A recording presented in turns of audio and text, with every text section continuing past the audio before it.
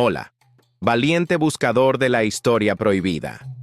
Hoy vamos a retirar un velo de polvo y dogma para revelar uno de los secretos mejor guardados de la antigüedad. Vamos a explorar la abrumadora evidencia de que el Dios de la Biblia no siempre estuvo solo. Tuvo una consorte, una esposa divina, cuyo nombre fue deliberadamente borrado de la historia. Lo que estás a punto de descubrir no es una teoría marginal. Está basado en hallazgos arqueológicos y en las propias palabras de la Biblia. Si sientes que hay verdades ocultas bajo las capas de la tradición, suscríbete ahora. Únete a nosotros en este viaje para reconstruir la historia de la Reina del Cielo. La base de las tres grandes religiones abrahámicas, el judaísmo, el cristianismo y el islam, descansa sobre un pilar inamovible, el monoteísmo. La creencia en un Dios único, soberano y sin igual. El mandamiento central es claro: no tendrás otros dioses delante de mí. Esta idea ha moldeado la civilización occidental durante milenios. Pero cuando leemos las páginas del Antiguo Testamento, encontramos una extraña y violenta obsesión. Los profetas, desde Moisés hasta Jeremías, no se cansan de condenar, con una furia incandescente, la adoración de otros dioses. Y una figura se destaca por encima de todas las demás. No es un dios masculino rival, sino una diosa. Su nombre es Asherá. Una y otra vez, leemos advertencias contra los postes de acera o los árboles sagrados que se levantaban en las colinas y junto a los altares. En el libro de los Reyes, se nos narra cómo los israelitas provocaron a ira a Yahvé construyendo estos lugares de culto. La ira divina parece dirigida de forma desproporcionada hacia ella. La pregunta lógica es: ¿quién era esta diosa? La explicación tradicional nos dice que era una deidad cananea extranjera, un ídolo pagano que seducía a los israelitas para que se apartaran del verdadero Dios. Una influencia externa y corruptora que debía ser erradicada. Pero esta explicación tiene un problema fundamental. Si el culto a Asherá fuera algo ajeno, una simple tentación de los pueblos vecinos, las advertencias habrían sido esporádicas. Sin embargo, la lucha contra ella es constante, desesperada, casi como una guerra civil religiosa que duró siglos. La Biblia la describe como una plaga que infectaba a reyes y plebeyos por igual. Esta lucha incesante sugiere algo mucho más profundo. Sugiere que Asherá no era una importación extranjera, sino una parte integral y original de la fe del pueblo. Los profetas no estaban luchando contra una idea nueva, sino que estaban intentando extirpar una creencia antigua y profundamente arraigada en el corazón de su propia gente. La evidencia de su popularidad estaba por todas partes. La gente la adoraba en los lugares altos, bajo la sombra de árboles frondosos. Su símbolo, un poste estilizado o un árbol viviente, representaba la vida, la fertilidad y la nutrición. Era la presencia divina en la tierra, la madre que daba sustento, en contraposición al Dios celestial del trueno y la montaña. Pero la revelación más impactante no es que el pueblo la adorara en secreto en las colinas. El verdadero escándalo, admitido a regañadientes en los propios textos sagrados, es hasta dónde llegó su influencia. No era solo la diosa del pueblo. A veces, era también la diosa de la élite y del propio templo. La furia de los profetas revela un secreto. El culto a Asherá no solo existía en las colinas, sino que en ciertos momentos de la historia, su estatua se encontraba dentro del lugar más sagrado de la tierra, el Templo de Salomón en Jerusalén. La presencia de Asherá en el Templo de Jerusalén es un hecho chocante, pero era solo la punta del iceberg. Para entender su verdadero poder, debemos descender de la corte real a los hogares de la gente común, a las cocinas, a los campos y a las colinas. Porque fue allí, en la vida cotidiana, donde la Reina del Cielo reinaba de verdad. El profeta Jeremías, en el capítulo 44 de su libro, nos ofrece una ventana fascinante y frustrada a esta realidad. se enfrenta a un grupo de exiliados judíos en Egipto y los reprende por su continua adoración a otros dioses. Pero ellos no se arrepienten. Al contrario, le responden con una audacia asombrosa. Las mujeres en particular le dicen directamente a Jeremías que no dejarán de adorar a la Reina del Cielo. Describen con detalle sus rituales. Quemaban incienso para ella, le ofrecían libaciones y, lo más importante, horneaban pasteles ceremoniales marcados con su imagen. Era una religión doméstica, tangible y liderada por mujeres. Y aquí viene la parte más reveladora. Le dicen a Jeremías que cuando adoraban a la Reina del Cielo, sus vidas eran buenas. Tenían comida en abundancia, prosperaban y no sufrían calamidades. Pero desde que dejaron de hacerlo, por orden de los reformadores monoteístas, han sufrido la espada y el hambre. Para ellos, abandonar a la diosa no fue un acto de piedad, sino la causa directa de su desgracia. Esta no es la voz de un pueblo confundido. Es la voz de gente para la que la adoración de una pareja divina, Yahvé en el cielo y Ashera en la tierra, era el orden natural y beneficioso de las cosas. La prosperidad dependía de honrar a ambos. Y la arqueología confirma masivamente este testimonio. Durante el último siglo, los arqueólogos que excavan en Israel y Judea han encontrado un tipo de artefacto una y otra vez. Por miles. Son pequeñas figuras de arcilla, de no más de 15 centímetros de altura, que representan a una mujer desnuda, a menudo con los pechos exagerados y sosteniéndolos con las manos. Estas figurillas de pilar se encuentran en casi todos los yacimientos de la Edad del Hierro, no en templos o santuarios oficiales, sino en las ruinas de casas particulares. Estaban en los hogares, en los espacios donde la gente vivía, cocinaba y dormía. Eran el equivalente antiguo a un icono religioso en la pared de una casa. Los eruditos creen que estas son representaciones de Asherá, o una diosa doméstica asociada a ella. Eran talismanes de fertilidad para las mujeres y los campos, y protectoras del hogar. La abrumadora cantidad de estas estatuillas demuestra que su culto no era una aberración, sino una práctica religiosa omnipresente y profundamente personal. Aquí es donde surge la gran tensión. La historia oficial, escrita por el partido monoteísta de los profetas y sacerdotes, describe esta práctica como una abominación, como idolatría y pecado. Pero la evidencia desenterrada de la tierra cuenta una historia diferente. Para la mayoría de los antiguos israelitas, durante la mayor parte de su historia, esto era simplemente su religión. Nos enfrentamos a dos versiones de la historia. La versión de una élite reformadora, que finalmente ganó la batalla teológica y editó los textos sagrados para reflejar su visión. Y la versión del pueblo, silenciosa durante milenios, pero que ahora grita a través de miles de fragmentos de cerámica. Durante siglos, esta fue una batalla entre el texto bíblico y la evidencia arqueológica, hasta que, en el árido desierto del Sinaí, se descubrió una inscripción que unió ambos mundos y lo cambió todo. Durante mucho tiempo, el debate sobre Asherá quedó estancado en un punto muerto. Los teólogos se aferraban a la narrativa bíblica de la apostasía, mientras que los arqueólogos señalaban la evidencia de un culto popular generalizado. Hacía falta una pieza de evidencia que conectara directamente el nombre de Yahvé con el de Asherá de una manera innegable. Y esa evidencia llegó de un lugar remoto e inesperado. En la década de 1970, los arqueólogos excavaron un lugar llamado Kuntilet Ajrud, en el noreste de la península del Sinaí.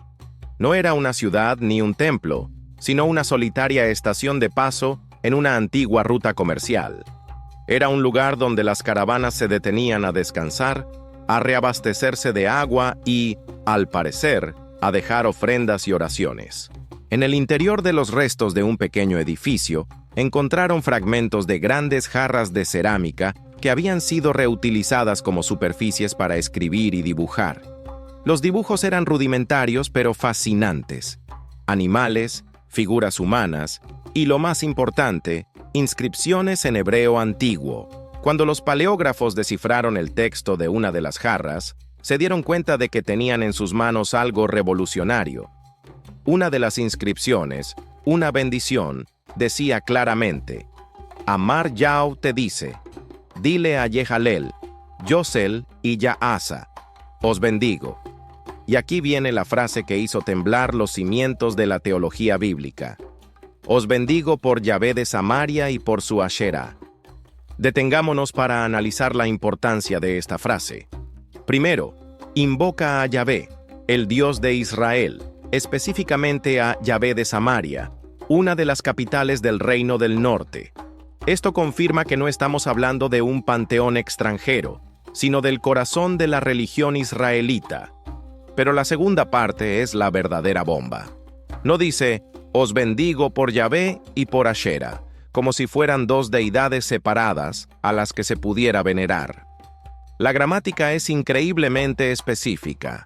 Utiliza un pronombre posesivo, li Yahweh, ule Asherato, por Yahvé y por su Asherá.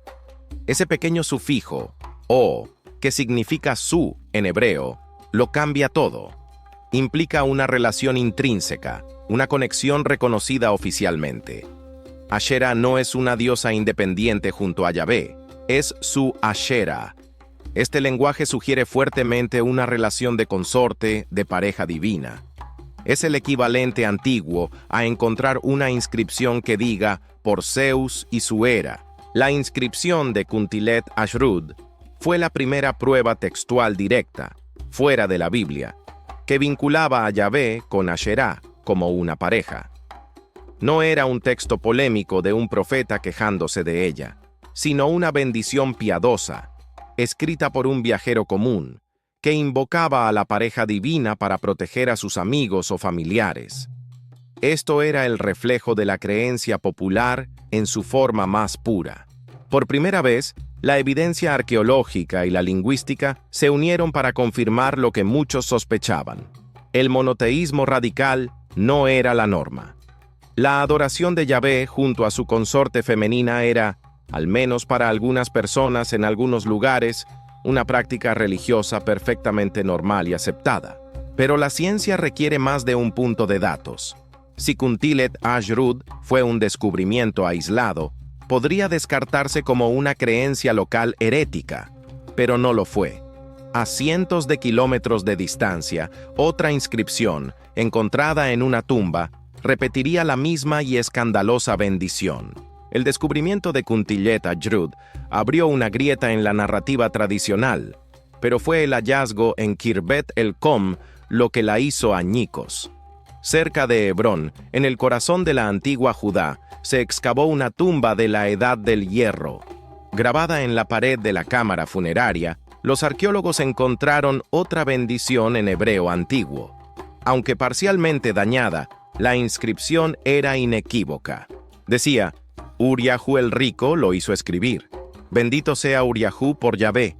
Y a continuación, la frase crucial, y por su Asherá, de sus enemigos lo ha salvado. De nuevo, la misma fórmula. La misma invocación a una pareja divina, Yahvé y su Asherá. Y esta vez no era en un puesto fronterizo remoto, sino en una tumba en el centro mismo del reino del sur, Judá. Ahora teníamos dos ejemplos de dos lugares muy diferentes, que abarcaban ambos reinos israelitas, Samaria y Judá. La evidencia era ineludible. Para muchos antiguos israelitas, Yahvé tenía una consorte divina, y su nombre era Asherá. La pregunta ya no era si esto se creía, sino de dónde venía esta creencia. Para responder a eso, debemos retroceder aún más en el tiempo, antes incluso de que Israel existiera como nación. Debemos mirar a la cultura madre de la que surgieron, los cananeos.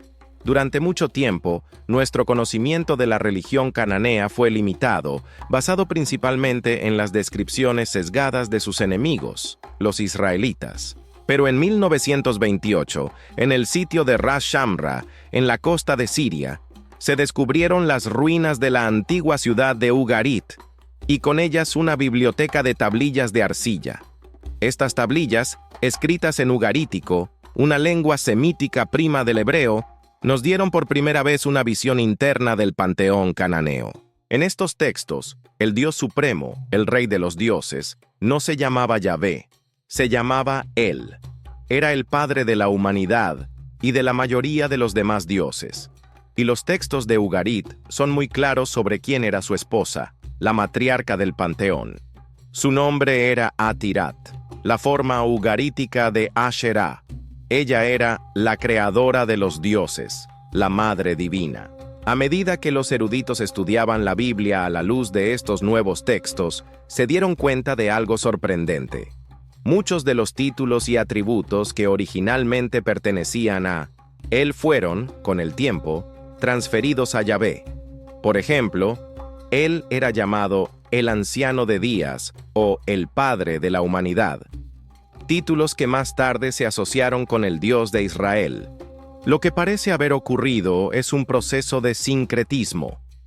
A medida que el culto a Yahvé crecía en prominencia entre las tribus israelitas, gradualmente absorbió las características y el estatus del Dios supremo cananeo, Él.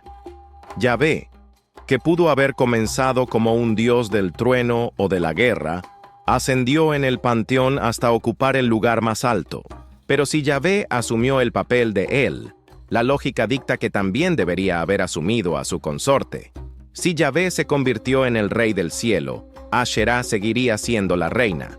La evidencia arqueológica de Kuntilet Ahrud y Khirbet el-Qom sugiere que esto es exactamente lo que sucedió en la mente de la gente común. El politeísmo cananeo no fue simplemente destruido y reemplazado de la noche a la mañana. Evolucionó, se simplificó, centrándose en la pareja divina principal, Yahvé, el Dios nacional, y Asherah, la Madre universal. No era todavía monoteísmo, sino una forma de enoteísmo dual, la adoración de una pareja divina por encima de todos los demás. Con la evidencia arqueológica y textual sobre la mesa, la pregunta cambia. Si eran adorados juntos, ¿por qué y cómo fue borrada Asherah de la historia, dejando a Yahvé como un dios soltero y solitario? La eliminación de Asherah de la religión israelita no fue un proceso gradual ni un olvido pasivo. Fue una campaña deliberada, una revolución teológica orquestada desde la cima del poder. La evidencia sugiere que el monoteísmo, tal como lo conocemos, no fue el punto de partida de la fe de Israel, sino su dramática y, a menudo, violenta conclusión. Durante siglos, coexistieron dos formas de religión yahvista. Por un lado, la fe popular, que adoraba cómodamente a Yahvé junto a su consorte Asherah. Por otro lado, una facción de élite, compuesta por profetas y sacerdotes, que abogaba por un monoteísmo radical y exclusivo, la adoración de Yahvé solo.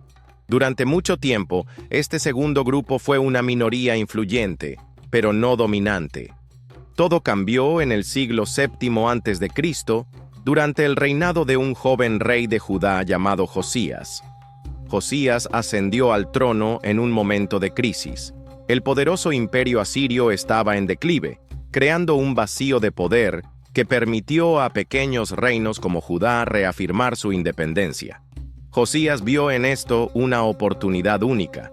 Quería unificar a su pueblo, centralizar el poder en la capital, Jerusalén, y forjar una identidad nacional fuerte e independiente. Y se dio cuenta de que la herramienta más poderosa para lograrlo era la religión.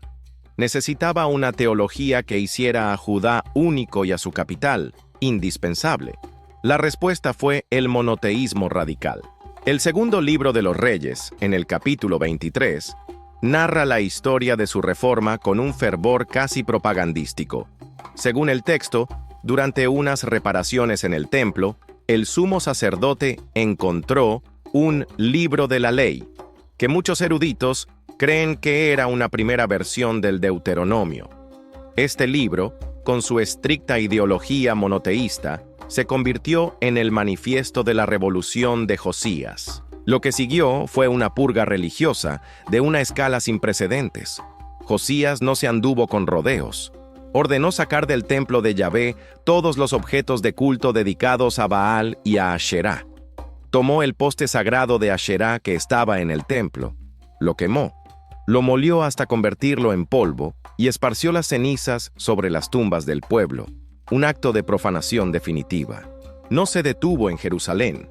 Recorrió todo el país, destruyendo sistemáticamente los lugares altos, derribando los altares y cortando los postes de acera que el pueblo había venerado durante generaciones.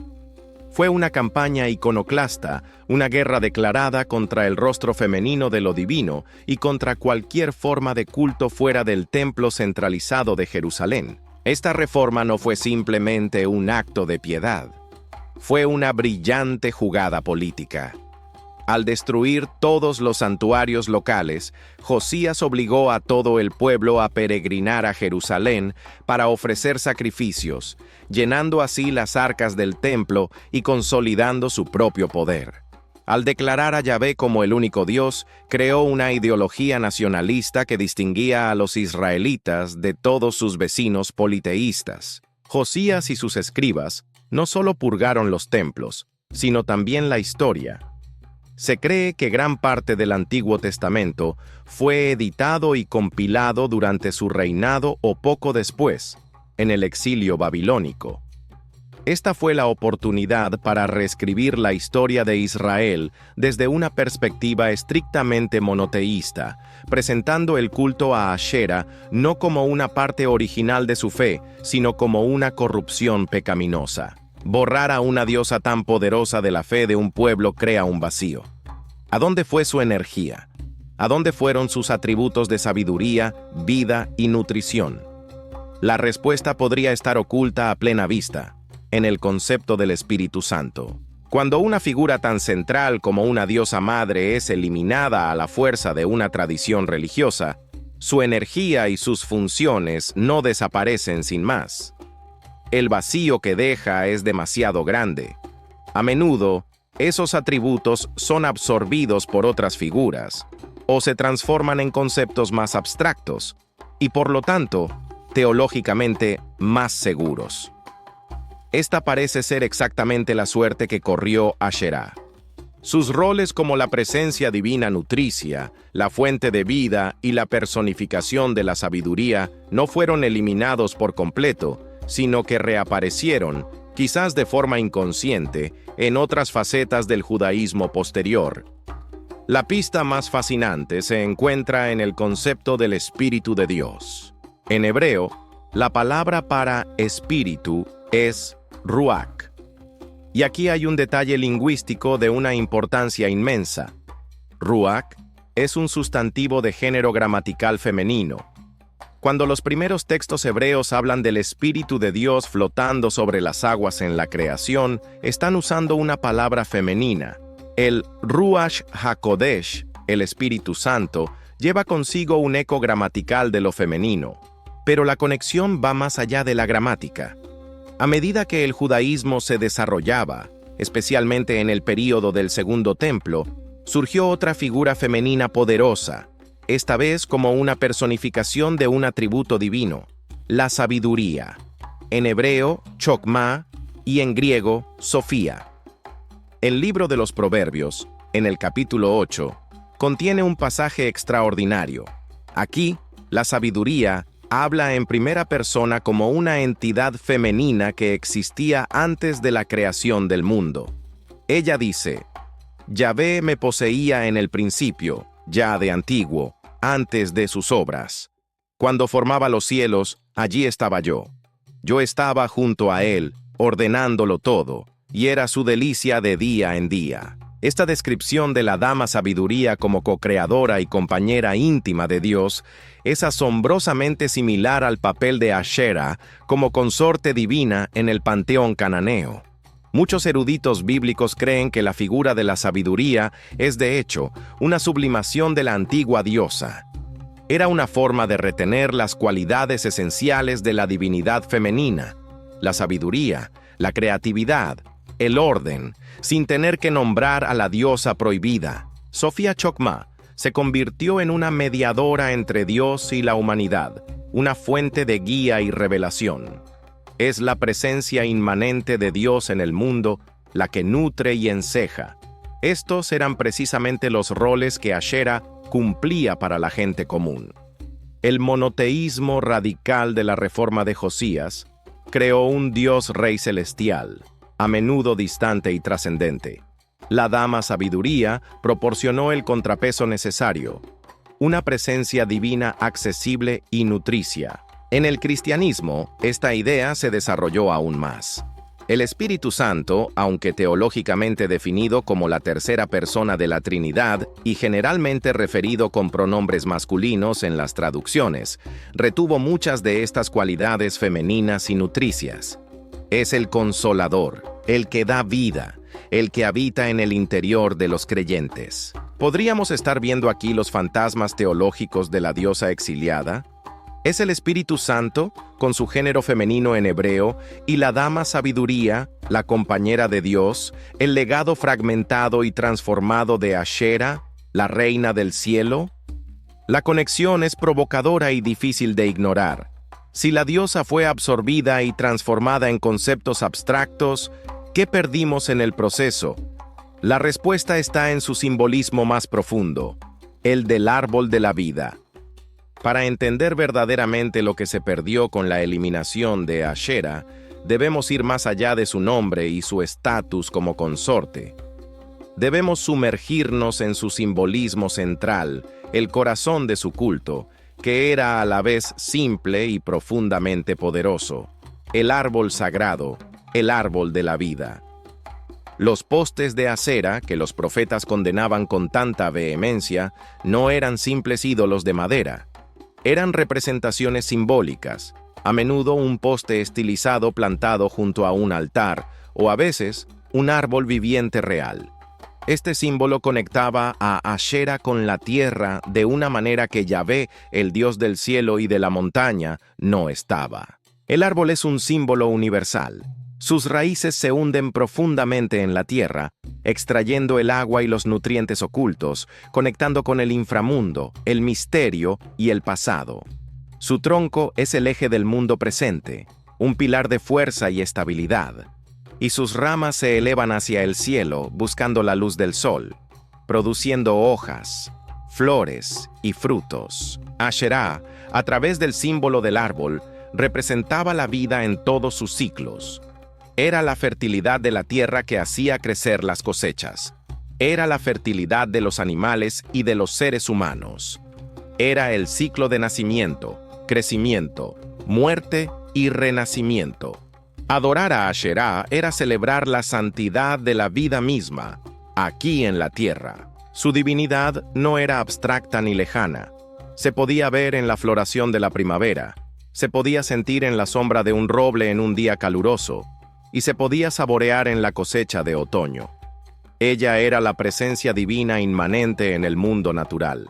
Conectaba la espiritualidad con la ecología. La reforma monoteísta cambió radicalmente esta perspectiva.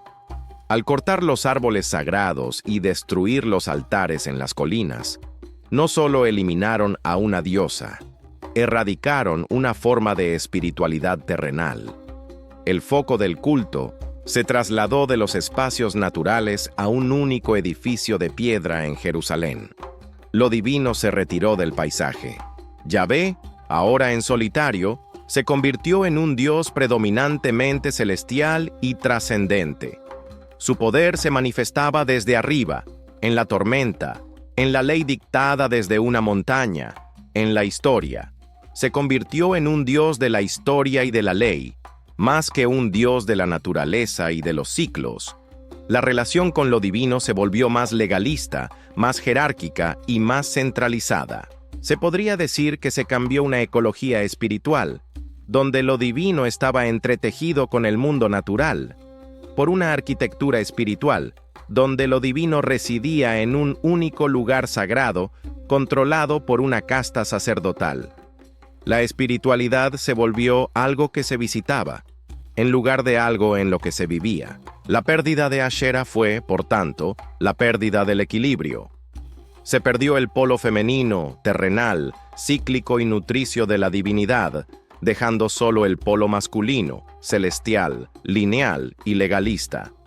Se cortó la conexión simbólica entre la raíz en la tierra y la rama en el cielo. Esta transición de una pareja divina a un Dios único y masculino no fue un simple cambio teológico, fue un evento que moldeó la psique de la civilización occidental y nos obliga a hacer una última y profunda pregunta. La victoria del monoteísmo radical de Josías fue total.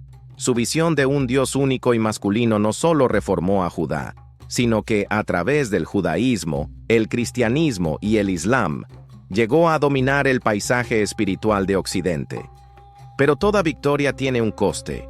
¿Qué ganamos y qué perdimos en este monumental cambio de paradigma? Lo que se ganó es innegable. La idea de un Dios único, universal y ético fue una fuerza poderosa para la unidad social y la identidad nacional.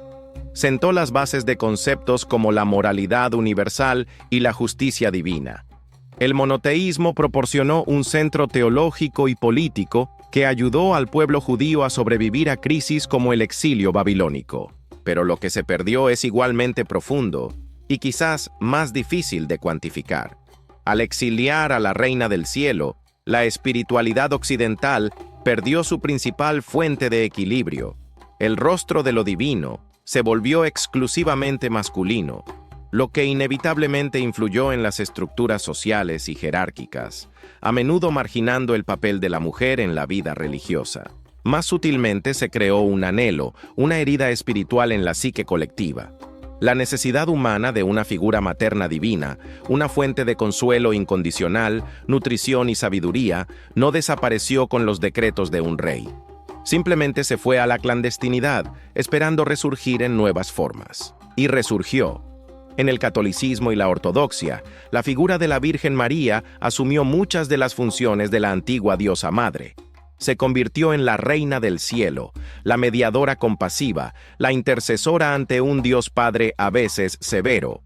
La devoción popular a María, a menudo mucho más apasionada que la dirigida a otras figuras teológicas, puede ser vista como un intento de sanar ese antiguo desequilibrio. En la mística judía de la Cábala surgió el concepto de la Shekinah, la presencia divina inmanente en el mundo, a menudo descrita con imágenes femeninas y como la novia de Dios que fue exiliada de su lado. Los místicos buscaban, a través de sus prácticas, reunificar los aspectos masculinos y femeninos de la divinidad. Incluso hoy, el creciente interés en la espiritualidad de la diosa, en la Wicca y en movimientos ecofeministas, puede interpretarse como un eco moderno de este anhelo milenario. Es la búsqueda de una espiritualidad que honre la tierra, celebre los ciclos de la vida y reconozca la santidad de lo femenino. Entonces, ¿es el monoteísmo estricto, en su forma más radical, una construcción inherentemente incompleta para la psique humana? ¿Representa una verdad parcial que, al excluir su contraparte, deja un vacío que siempre intentaremos llenar? La historia de Asherah no es solo una nota a pie de página arqueológica. Es la historia de la mitad perdida de lo divino, un eco que nos recuerda que, quizás, en el principio, no estábamos solos con Dios, sino que éramos parte de una familia divina.